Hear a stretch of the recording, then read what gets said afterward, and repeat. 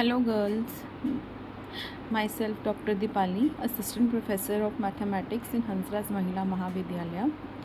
इस वीडियो में बच्चों में आप लोगों के साथ डिस्कस करने जा रही हूँ डबल इंटीग्रेशन का यूज़, जो कि हम करते हैं किसी भी कर्व का एरिया फाइंड आउट करने के लिए।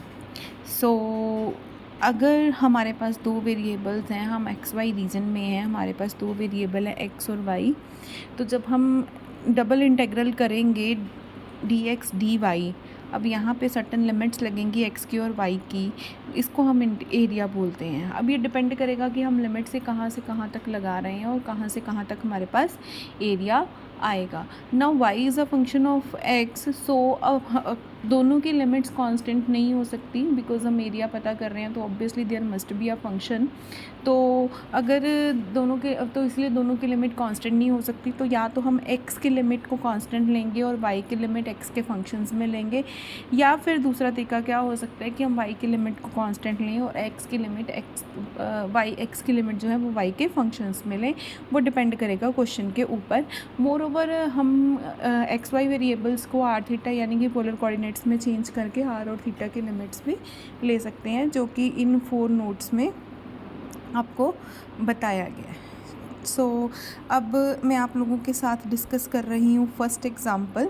इन first example we have to calculate the area of circle while we are using double integral. अगर हमने सर्कल का एरिया पता करना है जब हम डबल इंटीग्रल यूज़ कर रहे हैं, तो उसके लिए सबसे पहले हमें सर्कल की इक्वेशन चाहिए। तो गर्ल्स, हमने सर्कल की इक्वेशन ले ली। हमने सर्कल की इक्वेशन ली है x square plus y square is equal to a square. इसका मतलब मेरा जो सर्कल है उसका सेंटर और रीजन है और रेडियस जो है ए है। तो ऑब्वियसली अगर सेंटर और रीजन है तो आपका सर्कल कुछ इस फॉर्म का बनेगा, तो वो एक्स एक्सिस और वाई एक्सिस दोनों के ओवर जो है वो एक्स एक्सिस और वाई एक्सिस दोनों के ओवर जो है वो सिमेट्रिक होगा।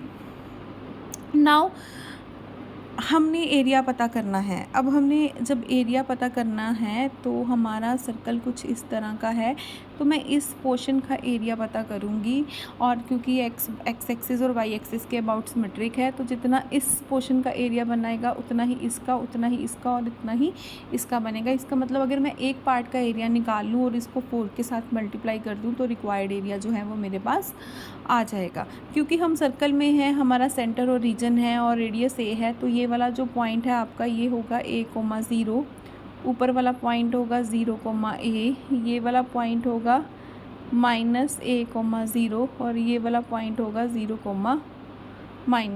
सो ऑब्वियसली अगर मैं सिर्फ फर्स्ट क्वाड्रेंट में रहती हूँ तो मैं x की लिमिट देखूँ तो हम 0 से a तक जा रहे हैं, और अगर मैं y की लिमिट देखूँ तो हम 0 से इस सर्कल तक जा रहे हैं।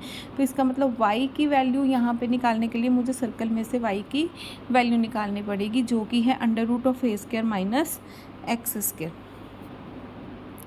दैट मीन्स अब मेरे पास क्या आ गया कि जो आपकी x की लिमिट है वो है 0 to a, और जो y की लिमिट है वो है मेरे पास 0 to √a² - x²।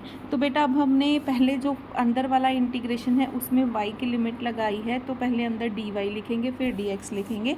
dy का इंटीग्रेशन किया, y आ गया, लिमिट सब्सिट्यूट की, आपके पास बच गया 4 0 to a √a² - x² dx। अब √a² - x² का जो एरिया होता है that is nothing but, formula हम अगर सीधा यूज़ करें तो वो होता है x into √a² - x² divided by 2 plus a²/2 into sine inverse x/a।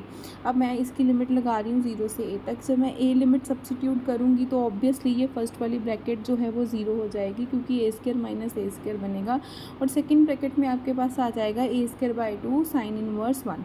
और जब x को 0 पुट करूँगी तब ये चीज़ फिर 0 हो जाएगी, 0 इंटू समथिंग इज 0, और ये आपके पास बनेगा a²/2 साइन इनवर्स 0। अब साइन इनवर्स 0 होता है और साइन इनवर्स 190, तो आपके पास आ गया πa² डिवाइडेड बाई 4, और बाहर जो 4 था उसके साथ मल्टीप्लाई करके आपके पास आ गया πa²। अगर हम नॉर्मली सर्कल के एरिया का फॉर्मूला देखें तो वो यही होता है कि पाई इंटू रेडियस दी square. Now in next example I am going to discuss how we can calculate the area of an ellipse. तो सबसे पहले उसी तरह से ये जो आपका एलिप्स दिया हुआ है, ये स्टैंडर्ड एलिप्स की इक्वेशन है x² / a²।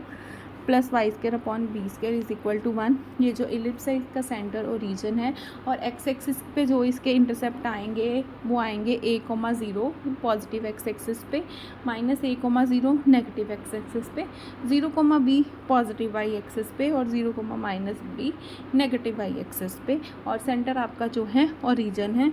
जिस तरह से सर्कल जो था वो भी, जिस तरह से सर्कल आपका एक दोनों एक्सिस के ओवर सिमेट्रिक था, उसी तरह से ये भी जो आपका एलिप्स भी जो आपका बनता है वो दोनों एक्सिस के ओवर सिमेट्रिक बनता है। तो इसका मतलब अगर मैं उसी तरह से एक पोर्शन का एरिया निकाल लूँ और उसको 4 से मल्टीप्लाई कर दूँ तो वो सफिशेंट होगा।